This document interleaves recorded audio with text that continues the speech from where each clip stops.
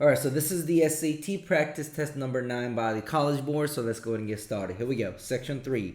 Number 1, for the system's equation, what is the value of x plus y? So I'm just going to go ahead and multiply the top by 2. So that'll be 4x minus 2y is equal to 16. Cancel that, so you get 5x is equal to 20. So x is equal to 4. Put that shit back in. So 4 plus 2y is equal to 4. So 2y is equal to 0. Y should be 0. So if you just add them, that's a 4. Number 2, which of the following is equivalent to this? Okay, just distribute. So you get 2x squared minus 2x plus 3x squared minus 3x. So 2x squared, 3x squared, that should be 5x squared. So get rid of C, and negative 2x minus 3x. So that should be a total of minus 5x. Answer choice A. Next, number 3, which of the following systems equations statement is true about the graph? That one. All right, so if you kind of move things around, add 3x on both sides, then you get y is equal to, or 2y is equal to 3x minus 4. So y is equal to 3 half x minus 2 if you divide by 2 on all of it. So it basically has positive slope and negative y-intercept. So there it is, positive slope, negative y-intercept. C, a D. Number 4, the front of a roller coaster car, blah, blah, blah, blah, blah, blah, blah, 15 feet above the ground. If the front of the roller coaster car rises at a constant rate of 8 feet per second, so you got the 15 plus 8 plus 8 plus 8, so on and on and on and on. That looks like answer choice A. All right, next, number 5, the equation above, blah, blah, blah. So H is the hours. So Miss Sanchez and Mr. Rowland each hired this electrician. This electrician worked 2 hours longer at Miss Sanchez's job than Rowland's job. So how much more? Okay, so the 125 stays the same for both Sanchez and Rowland. The only difference is the hours. Well, it seems like it's $75 an hour, looking at the equation. So 2 hours longer probably means $150 more. All right, number 6. The circle, the arc ADC's got 5 pi, and that's 100 degrees. So what is the length of the ABC? Well, if you think about it, that should be the rest of the 260 degrees out of the entire circle, because the circle is supposed to be 360 in total. So from 100 to, well, you can set up the proportions. 5 pi is the 100 degrees. So 260 degrees is how many pi is basically what you're trying to look for. But if you think about it, that's like times 2.6. So that should be times 2.6. And if you do that, that's going to give you 13 pi.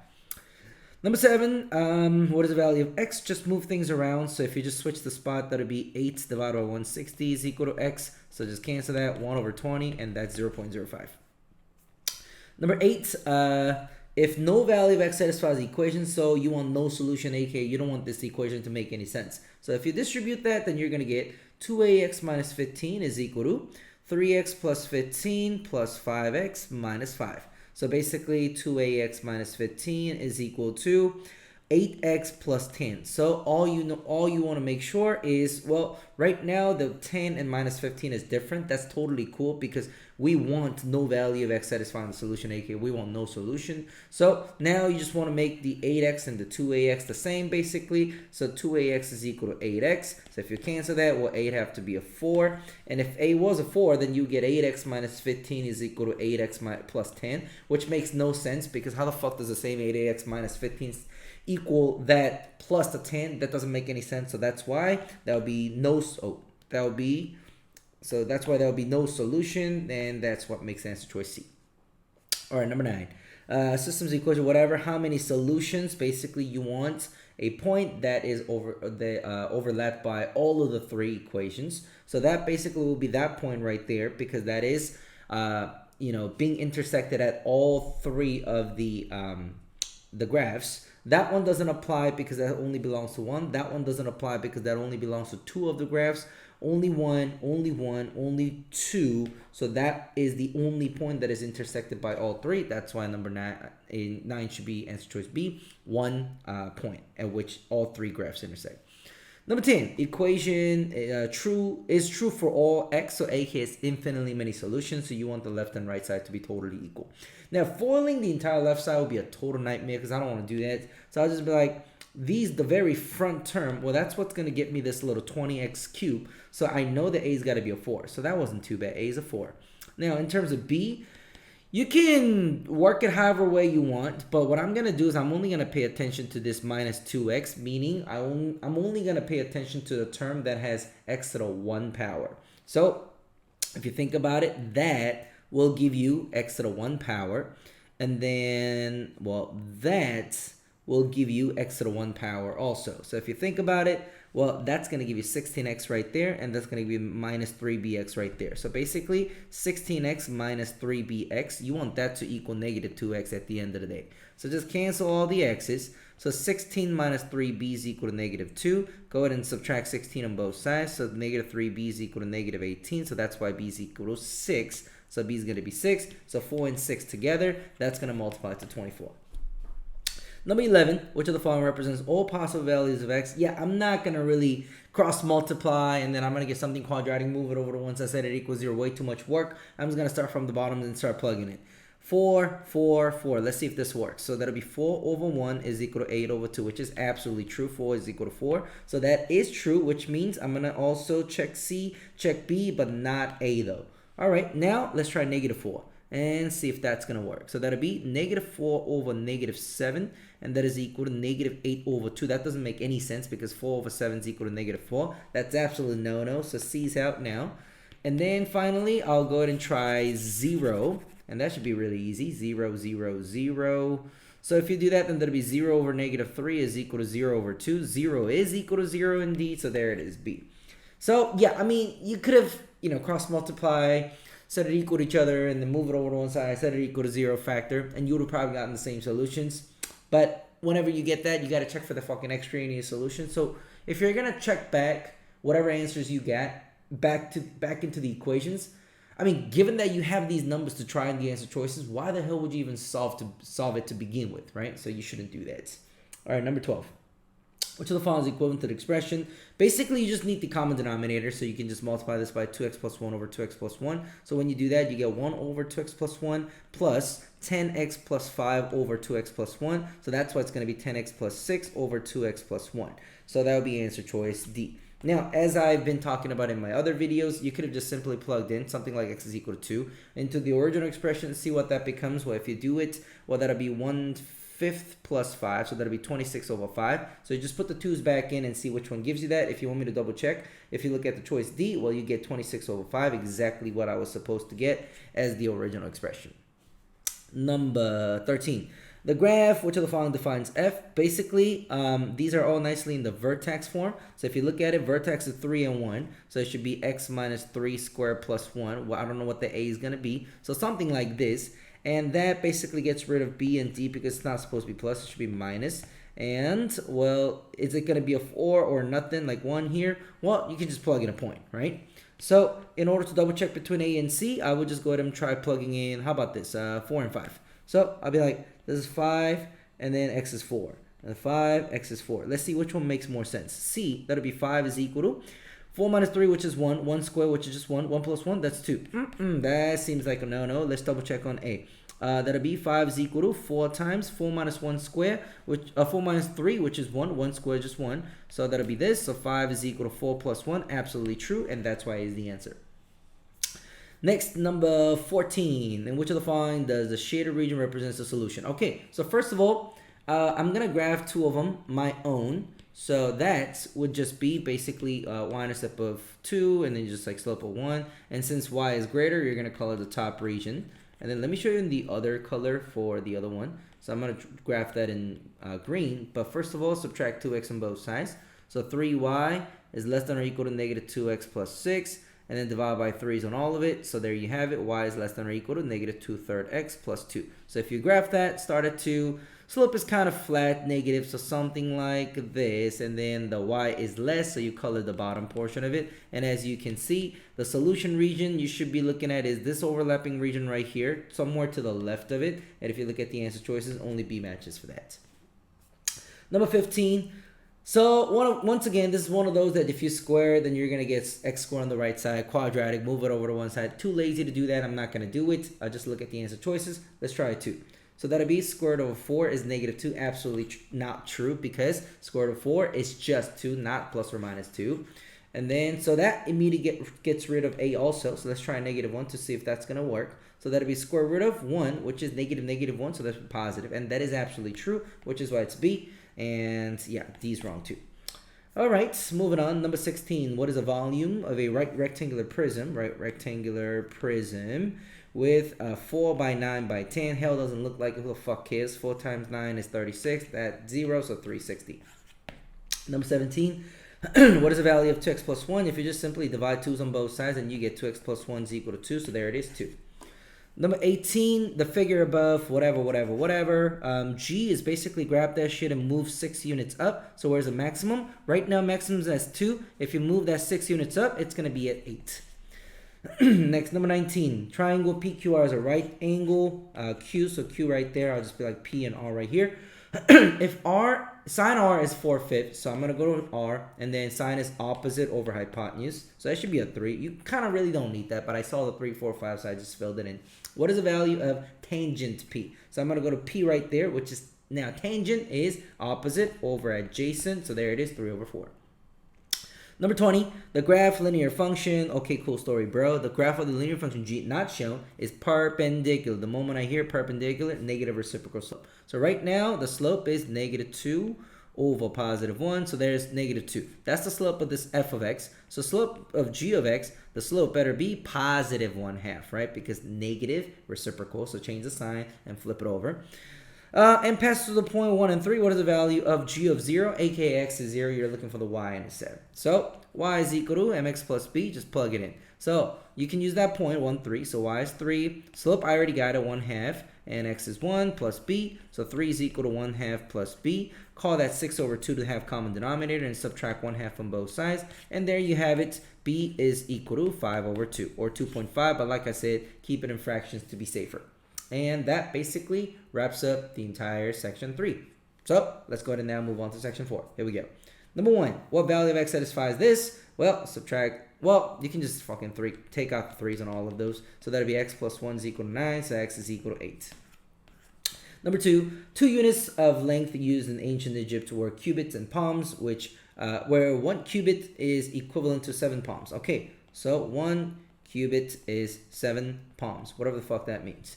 The Great Sphinx statue in Giza is approximately 140 cubits long. Stop. So 140. Which of the following best approximates the length in palms? Okay, so what is going to be? Well, that's times 140. You got it times 140, and that's probably going to be 980. Next, number 3. What is the value of 2n minus 1? If you just multiply by 5's on both sides, then you basically get 2n's equal to 50. So 50 minus 1, and that's 49. Number 4, which of the following values is not a solution to the equation above? So if you basically look at all the answer choices, it's probably going to be A, because that's just what the negative is. Because if I show you, if you put that -4 in there, then that's going to be square root of 16 is equal to -4, which is absolutely fucking not true, which is why A is the answer. It's not going to work. Everything else, that's going to give you positive. Like D is going to give you square root of 9 is 3, which is true. C is going to give you square root of 1, which is 1, which is true. And square root of 0 is 0, which is true. But the negative, that's the only one that's not going to be true. 5 and 6 got to do with this little graph, but I'm too lazy to read that shit, so I won't read it. Number 5 of the following, which best approximates the temperature in degrees Fahrenheit of the coffee when it is first removed, aka the wine, it said when it started, right? And that shit is like a little slightly less than 200, and that's probably 195. Number 6, during which of the following 10-minute intervals does the temperature of the coffee decrease at the greatest average rate? So when is it like decreasing the fastest? AKA you're looking for the negative slope that's going to be the steepest, perhaps, right? If you kind of just like connect all freaking, one, like each line in between the 2 points, then basically you're going to realize that it's the fastest in the very beginning. So that is in the first 10 minutes. So 0 to 10 minutes, that's the answer. Number 7, Number 7, figure not drawn to scale. Don't believe what you see. AD whatever. I see all that shit. X is 100, so that's 100. Well, looking at this triangle, it should add up to 180, so that makes this 60. So that should be this 60 for vertical angles. And 60, 40, that's 100. Well, that should be 80. What is it asking? Why? 80 it is. Done. Next. Number 8. I'm not going to rate this. According to the graph, what is the cost for each additional mile travel? We're basically looking for the slope, right? So slope is going to be, we'll just grab any 2 points. I'll just grab these 2. And then that'll be rise of 2 over run of, as much as I would like to believe that it's 1, let me just double check. 1, 2, 3, 4, 5. Yep, there it is. So 2 over 1, and that's the slope. $2 it is. Next. Number 9. Table, blah, blah, blah, blah. Based on the data in the table, what is the probability that the gas station customer selected at random on that day did not purchase gasoline. So a gas station customer selected. So it's not like we have to pick a certain population. It's going to be out of the entire 135. I'm already smelling it's probably going to be D because, that's the only thing that is out of 135. But let me just double check. Did not purchase gasoline. That would be these people. So that's 50. And like I guess in the beginning, yeah, it's going to be D. Yeah, already from the fact that, we are picking from everybody. And I knew that because it says, what is the probability that a gas station customer selected at random? It didn't say shit like, oh, it has to be from people who purchase gasoline or something, or like people who purchase beverage or some shit like that. They didn't put any restriction, which is what's going to be out of the very grand total 135. And the people who did not purchase gasoline, that was 50. All right, number 10, Washington High School randomly selected freshman, sophomore, junior, senior, whatever. Of the students selected, 1/4 were freshmen. All right, so 1/4 freshmen and 1/3 were sophomores. So let me just have common denominator. So 4/12 freshmen and 3/12 freshmen and 4/12 sophomores. So now that's a total of 7/12. If half of the remaining selected students stop, so the remaining is 5/12 because 7/12 is freshman and sophomore, and then you take half of that. And that's apparently junior. So 5/24, that is what junior is going to be. So if 336 students were selected for the survey, how many were seniors? Well, think about it. The remaining is 5/12. Like half of them is juniors. So then the other half better be seniors. So this seniors, well, there's 5/24. That is also going to be for seniors as well. So all you need to do is just grab the 336, the very grand total, and then just go ahead and multiply by the fraction we just got, which is 5/24. And yeah, you can go ahead and punch this shit in your calculator. And when you do that, you are going to get exactly 70, which is why answer choice D is the correct answer. All right, so number 11. Plant A is currently 20 centimeters tall, and plant B is currently 12 centimeters tall. Okay, the ratio of the height of plant A to plant B is equal. So A to B, which is 20/12. If you reduce that shit, that'll be 5/3 if you reduce by 4s. And so that's the ratio of A to B right now. And apparently that is equal to the ratio of the heights of plant C to D. So C to D is also going to be 5/3. If plant C is 54 centimeters tall, so just looking at it like this, if it's 54 centimeters tall, then what is the height of the plant D? Well, if you think about it, 5 and 54, so 3, probably 30 fucking something. Yeah, so it's probably going to be A. You can punch it into your calculator. I mean, you can cross multiply and be like 5x is equal to 162 and divide by 5s, and then x is equal to 32.4. You can do that, or like, why would you do that? It's probably 30 something. All right, number 12. Biologists find a new species of pale shrimp at the world's... Well, cool story, bro. I don't want to read that shit. The vent is 3.1 miles below the sea surface. So approximately how many kilometers below? Okay, yeah, so basically it's 3.1 miles. Just convert that shit into kilometers. They gave you the conversion. 0.6214 miles. I'm putting miles on the bottom so it will cancel like that. And that'll be 1 kilometer. And that should be a little less than double, which is probably going to be a 5. But I'm just going to go ahead and double check. So 3.1 divided by 0.6214. And yeah, I get 4.9887, whatever is that, close to 5. Number 13.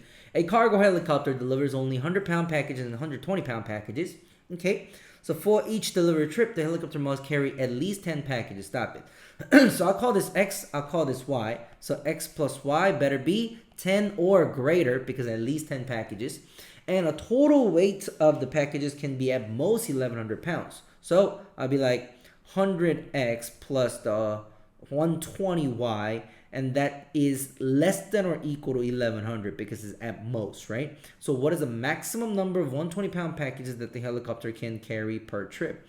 So you can go ahead and just use this as systems of equations, and I understand that that's inequality, but it technically includes the or equal to sign, so you can just go ahead and set them equal. So be like x plus y is equal to 10, and then 100x plus 120y is equal to 1,100, and we want the 120-pound packages, so basically we're solving for the y, so I'm going to go ahead and multiply this by negative 100 to cancel the x, so that'll be negative 100x minus 100y is equal to negative 1,000, so if you cancel that shit, then that gives you 20y is equal to 100, so y is equal to 5. So this is your benchmark, right? So you can go ahead and start working right around here. So what is the maximum number of 120-pound packages? So I just want you to double check by doing it this way.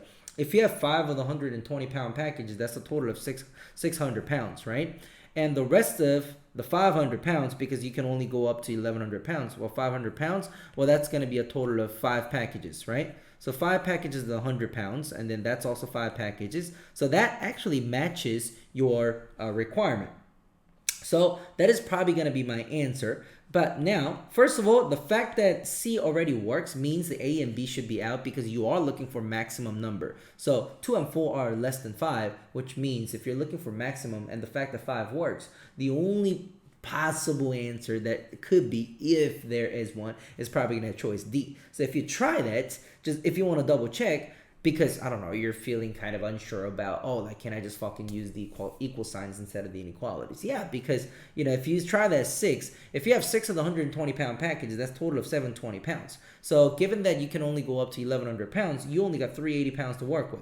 But also understand that you have to have at least 10 packages. 380 pounds, well, you can't have 4 of the 100 pounds because that'll be 400. That exceeds the 380. So you can only afford 3 of the 100-pound packages. So if you got 6 of the 120 and 3 of the 100, that's only 9 packages, and that breaks the fucking rule here where it says you gotta carry at least 10 packages, which is why D is not gonna work. So that's why C is gonna be the answer. So yeah, like I said in the very beginning, it does include the or equal to signs. So fuck the inequality. You could have just set them equal and just do it. All right, number 14. A company purchased a machine valued at $120,000. So we start with that right now. And then it's going to depreciate by the same amount. So aka it's got to be linear. So looking at everything, it's all linear, but it says depreciate. So if anything, the value is going down. So get rid of this C, because why the fuck would you add anything? So that after 10 years, the value will be 30,000. So think about it. So after 10 years, it's 30,000. So how much did it decrease by? 90,000. In how long? 10 years. So divide by 10. And there it is. You're decreasing by 9,000 every year. So from this 120,000, you should be subtracting 9,000 every year for however many T years. Which means the answer choice must be not D, not A. Definitely not, because what the fuck is 30,000? I mean, that's not the initial value. So it's going to be B, 120,000 minus 9,000 T.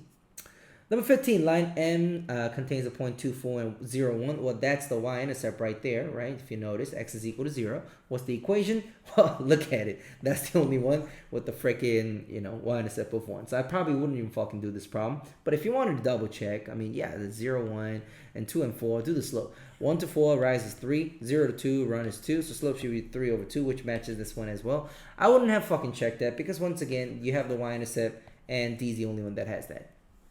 Number 16, in the expression A is constant, so apparently this is equal to bx. So everything else needs to go away and only bx remains intact. So how the hell does that happen? Well, first of all, if you FOIL that shit, well, that'll be 4ax squared minus 4x plus 4ax minus 4 minus x squared plus 4x and 4, and then apparently that's just equal to bx. So what I'm thinking is this. I'm like, yo, the x squared is gone, right? Because it's supposed to equal just bx. So I'm thinking that one and that one needs to cancel each other out. AKA, if you do minus x squared, well, that better be just x squared. So I want this to be x squared. So that tells me that a's got to be 1/4. So a's got to be 1/4. So knowing that, I'm going to put that right here as well. And once again, put that right here. That's why it's going to be x squared. So they would just cancel like this. So given that, let's rewrite all these. So that'll be negative 4x plus, well, that would just be x, minus 4 plus 4, or they just cancel too, so I can cancel that one too. And apparently that's equal to bx. Freaking easy then. Negative 3x is equal to bx, so b better be negative 3. Number 17, if 2w plus 4t, blah, blah, blah. Yeah, so 2w plus 3t, look at this. 2w plus 4t is equal to 14, right? And 4w plus 5t is equal to 25, right?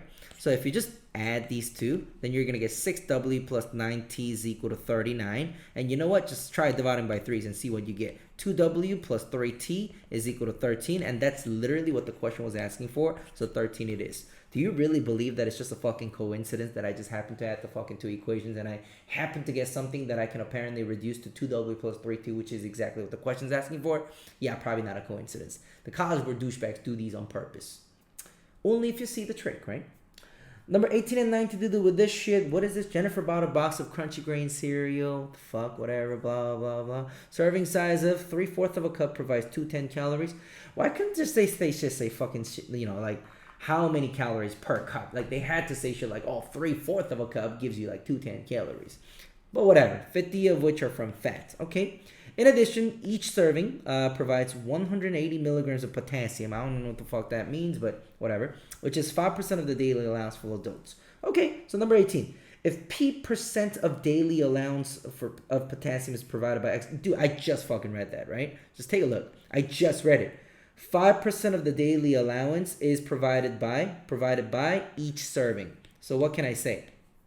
One serving makes that 5% of the daily allowance, right? So what can I do? Well, I go back to 18 and I'll just be like 5% is provided by one serving. So I basically say X is equal to 1 and P is equal to 5. Put that back in and only B gives you the right answer for that. Easy. Number 19. On Tuesday, Jennifer will mix crunchy grain cereal with super grain cereal. Okay. Super grain cereal provides 240 calories per cup. Okay, so I knew that. These douchebags were going to do that. In the beginning, talking about the crunchy grain, they gave us how many calories per 3/4 of a cup. So fuck that. Let's just get that in terms of per cup. So it's just 210 calories per 3/4 of a cup. So if you just divide this shit, which is going to be 210 times 4/3. So if you just cancel that, well, that's going to be 280 calories per cup. Now it's a very nice comparison, right? So this is crunchy grain, and then the super grains got 240 per cup. Okay? So if the total number of calories in 1 cup of Jennifer's mixture is 270, how much super grain cereal? So basically, you can just kind of like guess and check if you wanted to. What I mean by that is that like if you want to say half and half, take a half of 280, that'll be 140. Take a half of 240, well, that'll be 120. Put them together, you get 260. That's not 270, so that's why you know this is wrong. So you could have literally just like checked it like this, right? But the right way to do it, what you were really supposed to do is this. You say 280, which is the crunchy grain cereal. I don't freaking know, right? I'm sorry. This question is actually asking for the super grain. So I'm going to call the super grain cereals portion X%. So I'm going to start with the super grain. So I'll be like 240, and I'm going to go ahead and multiply by X. I don't know what that X is, but X is going to represent the percent by which the mix is consisted of, right? And then plus, we're going to have that 280. And now this time, it'll be 1 minus X, right? Because what does that mean? Out of 100%, you subtract off the X%, so how many percent remains, right? So that's what the 1 minus X is supposed to represent. And you're supposed to get 270 with that. So if you do that, then that'll be 240X plus 280 minus 280X is equal to 270. So that'll be, if you subtract 280 on both sides and put the like terms together, that'll be negative 40X is equal to negative 10. So X is equal to 1/4, which is why B is the right answer. But going back, could you have plugged in and check? Yeah, absolutely. Imagine that you take 1/4 of the super grain, right? So super grain was 240. Take 1/4 of it. That would be 60. Now then, go back to your 280, your crunchy grain, and take the rest, 3/4 of it. And if you do that, that'll be 210. So if you look at it, 60 and 210. If you add them, you do get 270, which is exactly what they said the total number of calories in the mixture is. So that's how you could have guessed and checked if you couldn't come up with this equation. Because, I mean, here's the thing. What is the likelihood that you will be able to just like punch shit in to figure out the answer on the day of the test? Quite likely. But what is the chance that you're going to be able to fucking pop this equation suddenly in your head on the day of the test? I mean, could be likely, but not as likely as just freaking grabbing one of those choices and just start plugging in, right? So just do as you please, but I honestly think plugging in works very nicely. Number 20, which of the following could be the graph of the number of calories from fat in crunchy grain cereal as a function of the number of 3/4 of, I mean, just more, servings compared to the fat, right? I mean, think about it. The more servings, the more fat you're going to get, right? So it kind of makes sense that it's got to go up, which means what the fuck is C doing? What the fuck is D doing? I fucking wish C happens, right? You eat more and fucking you lose fat. I fucking wish. Doesn't happen like that. And the only difference between A and B is the whole y-intercept, right? The y-intercept sits here, y-intercept sits here. I mean, just think about it, man. If you got 0 servings, aka you didn't need shit, how the fuck do you gain weight, right? You only gain weight because you eat something. So that's why it probably makes sense for A to be the right answer, because if you got no servings, there should be fucking no calories from fat. Come on, just common sense, right? Next, number 21. The graph for the exponential has got a y-intercept of d, so that's why we start with d. And then we're just going to keep multiplying some shit over and over and over, whatever the hell that is, right? So what could define the function? Well, first of all, d's got to be the y-intercept. So if you look at it, d's got that. And C has it, but it got it mixed up, right? Like, it's supposed to be exponential function. The very definition of exponential function is the x is sitting at the exponent. So x is sitting as the fucking constant here. That's a no-no. And B, where the fuck is exponent? B's out. And A's got it mixed up. D is not the one that you keep multiplying by. D is a fixed y-intercept. So that's why they got to mix that up. So it's got to be D.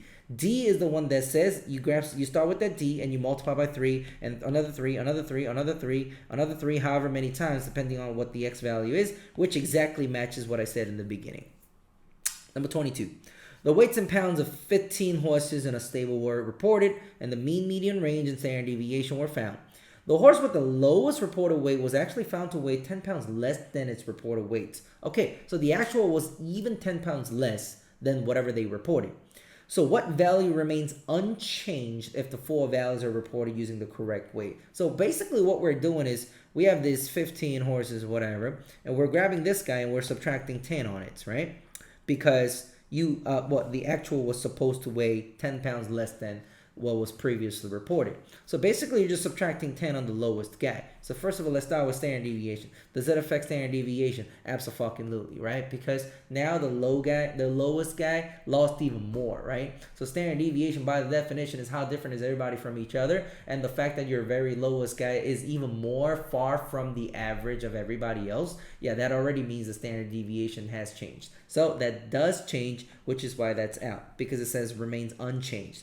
Range is fucking definitely going to change, because range, you get it by subtracting the big minus the small. So for example, if it was like 100 and if it was like 20 before, well, right now the range is 80, but now you subtract 10 off of it, so that's going to become 10. So 100 minus 10, now the range becomes 90. Because the lowest guy is even lower, the range is going to increase. So that definitely does change, which is why that's out.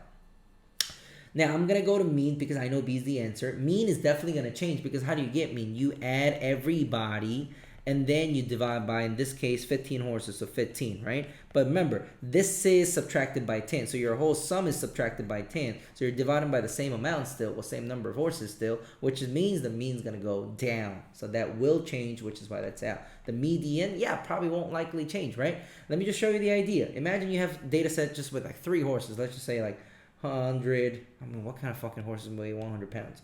Like, how much do they weigh? Let me just say like people, right? So like 150 pounds and then 180 pounds and then 100 and, I don't know, like 250 pounds, okay? Well, imagine now, I'm going to grab this 150, the lowest guy, and I'm going to subtract like, I don't know, like 50 fucking pounds. So now he becomes 100, okay? Now, median, what was it before? The median before was 180. What is it now? It's still 180, right? Because yeah, it's 100, but the median does not change, which is probably why the median remains unchanged. Yeah, do whatever the hell you want with the lowest guy. The middle guy is still gonna stay the same as the middle guy. Number 23, near the end of the U.S. cable news show, the host invited viewers, whatever. So do you support the new federal policy discussed during the show? Okay, at the end of the show, the host reported that 28% responded yes and 70% said no. So 2%, I guess, chose not to respond. Which will find best explains why the results are unlikely to represent the sentiments of the population of the United States. I mean, think about it. What did they do? Near the end of the U.S. cable news show, the host invited viewers to respond. I mean, just think about it. Let me ask you guys.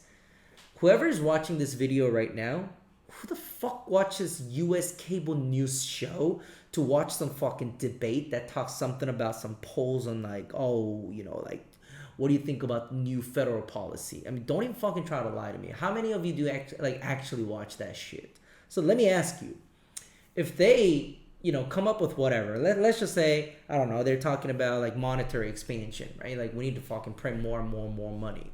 and I don't know, let's just say fucking 85% are like, no, we shouldn't do that, right? So can I just go in and simply say, oh yeah, that is the opinion of the entire fucking populations of the United States? That's absolutely untrue, because you know what? You teenagers are probably not going to watch jack shit about those polls or federal policies and shit like that. So they are completely disregarding your opinions because y'all didn't watch this show. So the host is asking this question, but y'all are not watching this show. Y'all don't even know this show fucking exists. Which means for them to just come up with some whatever the fucking results they got and just say, oh, this is the opinion of everybody at the in the United States, that is absolutely not true. They're completely disregarding all of the other people who didn't even fucking watch the show to begin with. This is probably why the results are very unlikely to be trusted.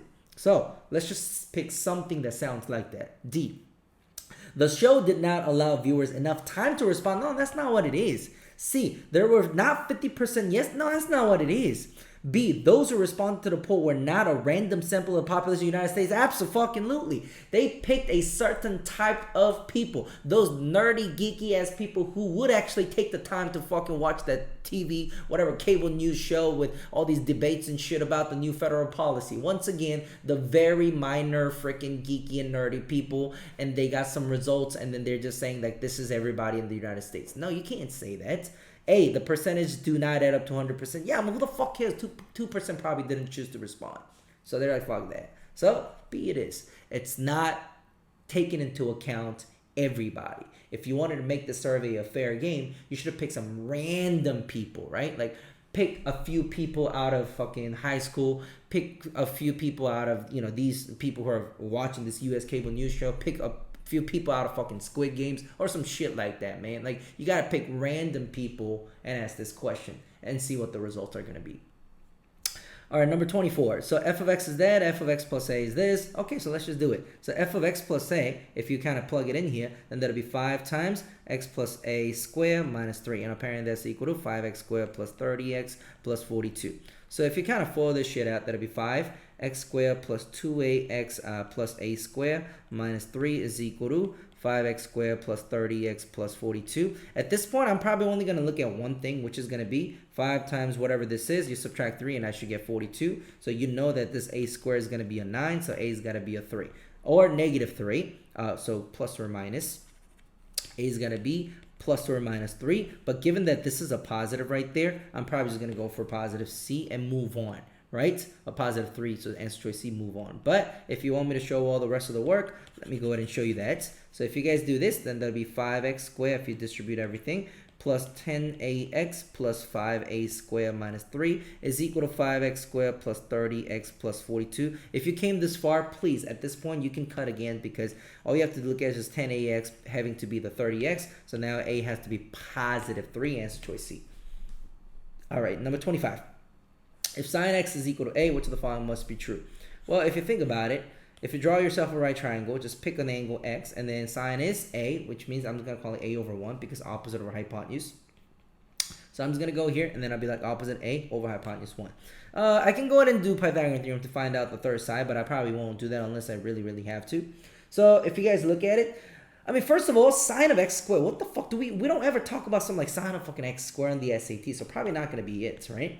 If you look at C, cosine of 90 minus x. So you just really have to understand what this 90 minus x is. And that's basically going to be this angle, because if I just call it y, hypothetically, just see what happens, right? What you can say is x plus y should equal 90, because, there's a right angle, triangle is up to 180, so x and y together should be 90 degrees. And if you just simply subtract the x and see what you get, y is equal to 90 minus x, whatever the shit that you're looking in answer choice B and C. That's why I'm saying 90 minus x should just simply be the angle y. So think about it. It's, choice C says cosine of y is a, right? So let's look. Y is right there. Cosine is adjacent over hypotenuse. Absolutely. That's why C is the right answer. All right, number 26. The quadratic function above models a height, whatever. So if that's graph in the xy plane, which of the following is the real life meaning of the positive x-intercept? Well, x-intercept, y is 0. In this case, height is 0. So something about height being 0. And also, please notice that x is the seconds. So how many seconds for height to be 0? Something like that. So here we go. D, the time at which the projectile hits the ground. When it hits the ground, height is 0. So I like that. Let me just double check. C, the time at which it reaches the maximum height, get the fuck out. It should be 0 height. B, the maximum height, get out of here. The initial height, get the hell out of here. It is D, right? The time it takes until it hits the ground, aka the height is 0. Number 27. XY plane, the graph of the polynomial, F crosses A and yeah, whatever. What's the following? Yeah, just what is this? Just say like 2 and 4, right? Then basically you're just looking at a parabola that goes through 2 and 4. So if you know, I don't know, some shit looks like that or something. So if you think about it in terms of factors, that had to be, well, x is equal to 2 and x is equal to 4. That had to be x minus 2 and that had to be x minus 4, right? So just replace the fucking A and B back in. So x minus A and x minus B. It's got to have that, and the only choice that has it is A and D. So get rid of B and C. But the only difference between A and D is you got the little extra x there. But if you look at it, it literally says at exactly 2 points. So if you were to look at D, that's going to also have x is equal to 0. So choice D actually has 3 fucking zeros, which is why this is wrong, and A is the right answer. Number 28. If that is graphing the xy plane, which of the following characteristics of the graph is displayed as a constant or a coefficient? I mean, think about it. I'm going to go one at a time, okay? X-intercept. Do you see x-intercept just by looking at this? No, you only see x-intercept when you have some shit like this. Like if they give it to you something like this, yeah, you see the x-intercept. Like it is displayed there. So, it's not displayed in this standard form. Y-intercept. What the hell is y-intercept? That's when x is equal to 0, right? So I want you to, try plugging in. 3, 0 squared plus 6, 0 plus 2. And that just goes away, so that's 2. Is 2 displayed? Yeah, that's fucking right there. There it is. Once again, x-intercept, it's not there. X-intercept is a line of symmetry. X-intercept, no, none of that shit is in there. Y-corner of the vertex, it's not in a vertex form, so it's not in there. It's probably C. Yeah, that's the only one. 2 is actually displayed in the equation itself. All right, and then number 29, the scatter plot, whatever. Yeah, I know how to read that shit. And this is the equation. So, what does Alana Bestford predict about the increase in the minimum wage over the 70-year period? Increase. It said the word increase. And basically that would be talking about the slope. So let's just write down the slope first to interpret what that means, right? So slope is rise over run, which in this case it's going to be minimum wage per year, right? So what are we looking at? We're looking at 0.096 per 1. So what does that mean? Every year, per year basis, the minimum wage goes up by $0.096. Something like that. Let's go. Start from the bottom. So every 10 years, the wage, the increase is 0.4. Where the fuck are they getting these numbers? Yeah, that's the y-intercept. That's absolutely untrue. C, every 10 years, it goes up by 0.096. Yo, they got the $0.096 part correct, but they fucked up the 10 years part. It's not per 10 years. It's for every year, which is why C's off. B, 0.49, they fucked it up again. A, each year, the increase is 0.096. That's exactly what I said in the beginning. That's why the answer choice A is the correct answer. Number 30, scatter plot, whatever. Which of the following is the line? Okay, so I might go, oh yeah, it's kind of connected. The y-intercept seems about 400, so get rid of C and D. Right? I'm gonna fuck that. No, peeps, take a look. Is that really the y-intercept? Because the very definition of y-intercept is that x is equal to 0. Is x is equal to 0? Oh, hell no, dude. Look at that shit. X is 10. These college board douchebags will do that on your test too, right? Watch out for that, right? They do that a lot where they make you believe it's a y-intercept, but it fucking is a y-intercept. So the first two choices you should get rid of is A and B, because I guarantee you the y-intercept is not going to be 4 or 2. If you wanted to kind of like just guesstimate it, if you would like, you can just kind of keep going and be like, oh, that's 8, that's 6, that's 4, that's 2, and that's 0. And if you just kind of keep going down as they have it, it's probably going to be like down there. And I guarantee you that it's not going to be 300 because we're already fucking past that shit. So probably not. It's going to be D. You can go ahead and check by like grabbing, I don't know, like these 2 points or something, and then like figure out the slope and then see which one matches the slope and shit. But I honestly wouldn't do that, because why would you do that? I'm falling down with the question. Number 31, in the xy plane, up above, the circle's got center HK, radius 10. So radius is 10. So that will be 10, and that will be 10, right? Radius, I mean, they said it. What is the value of k? Okay, so what would be that one? So how many units is it like above the fucking x-axis? Well, if you think about it, that 4 to 20, that would be 16. And I'm looking at this kind of a triangle, which is what I don't like because we're on the SAT. I would like a right triangle. So if you just cut that shit in half, that would be 8. And you realize if you take out one of these right triangles, that literally gives you 8, 10, it's got to be 6. 6, 8, 10, 3, 4, 5, or just Pythagorean theorem if you didn't see that. So that should be 6, aka 6 units above the x-axis. K should be 6. Number 32. XY plane, the y-intercept is negative 13 as perpendicular, you heard it. So perpendicular to this, which means that if that's the slope of one line, the other line should be 3 over 2 as a slope. So if and then we also have the y-intercept. So we have the equation already. Y is equal to 3/2 x minus 13. So this is the equation. And it says the point 10b lies on line L. So, which of the following is the value of, what was the value of b? So, okay. Basically, you just have to plug in the 10 and b here. So b is for the y and 3 over 2. 10 is for the x. And just solve that. So b is equal to, that would be 5. So 15 minus 13. And that's equal to 2. There you have it. Number 33. Yeah, I don't want to read it. Yeah, I don't want to read it. If one of these people whose rhesus negative is chosen at random, stop it. So I can't pick from everybody. I can only pick from the ones who are negatives. So out of all those 7, 2, 1, and x, so add them all up, that would be 10 plus x. So out of these, the probability that the person has blood type B, blood type B, B is 2. So out of that 2 is 1/9. Okay, so that's equal to 1/9. So let me just solve it. What is the value of x? Cross multiply. 18 is equal to 10 plus x, so x is equal to 8. Easy.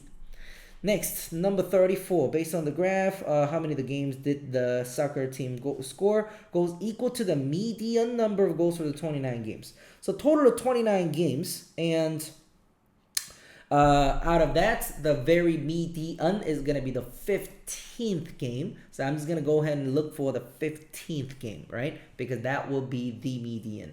If you ever wonder how I find my medians, well, you got odd number sets, so subtract 1 because there's only one median. So put them in the middle. Rest of the 28, you can split it halfway. 14 to the left, 14 to the right, because that would literally be what a median is supposed to be, like the middle guy, right? So it's going to be the 15th one. So let's look for it. So if you look at it, I'm going to start counting from the very least number of goals to the highest. So 1, 2, 3, 4, 5, 6, 7, 8, 9, 10, 11, 12, 13, 14. There you have it. 15th game right there. It's in the second bar. And how many goals is that? That's basically 2 goals, and that's it.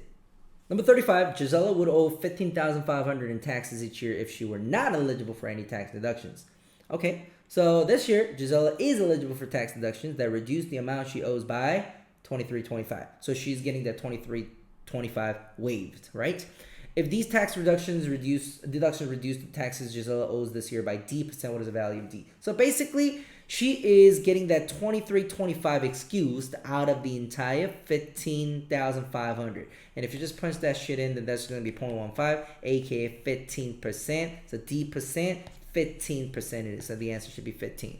Number 36, the system's equation has no solution. So I want no solution. If A and B are constant, what is the value of A over B? So the idea of no solution is this, right? Algebraically speaking, you're basically talking to me about the same fucking x's plus the same y's equaling something different, right? So same x's, the same y's equaling something different. Because I don't know, if you tell me something like 2x plus y is equal to 11, and then suddenly you go 2x plus y is equal to 36. That doesn't fucking make any sense. You literally just told me 2x plus y is equal to 11. So how the fuck do you tell me 2x plus y is equal to 36?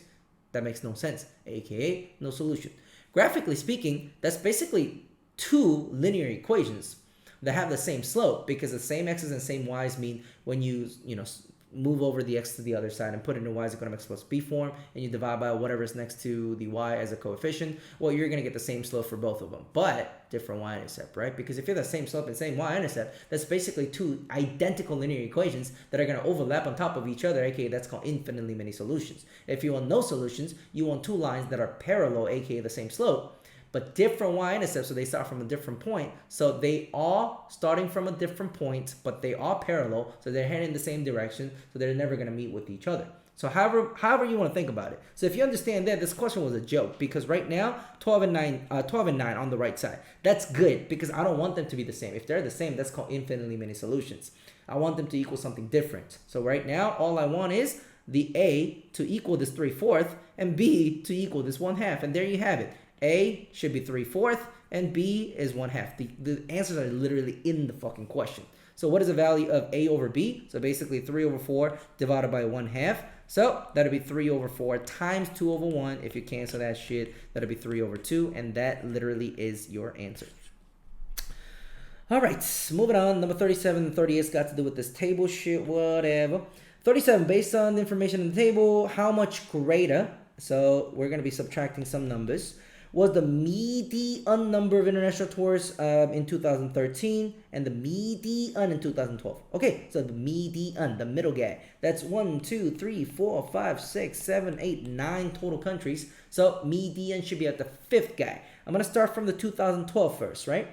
So that would be starting from the lowest. The lowest is 24.7. So 1, 2, 3, 4, and 5. So there it has it, 46.4. So that's going to be the 2012. And then 2013, let's find it. So starting from the lowest, 1, 2, 3, 4, and 5. Okay, so there you have it. The 5th one is 47.7. Okay, so obviously we can't fucking bubble in a negative answer in this section, so I'll probably have to flip the order. So 47.7 minus the 46.4, and if you subtract, the difference is going to be 1.3, and that's your answer. All right, and then the last one, number 38. The number of international tourist arrivals in Russia in 2012 was 13.5% greater than 2011. Stop it. So if 2011 was 100%, then now the 2012 should be 113.5%. All right, so the number of international tourist arrivals in Russia was K millions more in 2012 than 2011. Was the K. Okay, so first of all, if you look at the table, you don't have the 2011, do you? But you do have the 2012, so let's fill that in. So 2012, we won Russia. So I crossed it out, but 2012, Russia was 24.7. So 24.7. So what was 2011? Well, you can set up this, equation of 1.135x is equal to 24.7, meaning, or whatever the x was in 2011, multiply 1.135 because 13.5% increase, well, that was what was equal to 24.7. You could do that, or, if you have it like this already, 100%, I don't fucking know, 113.5%, 24.7. You can literally just put them into fractions and set them equal and cross multiply because they're just proportional. So you do that, then you get the same thing. 1.135 x is equal to 24.7.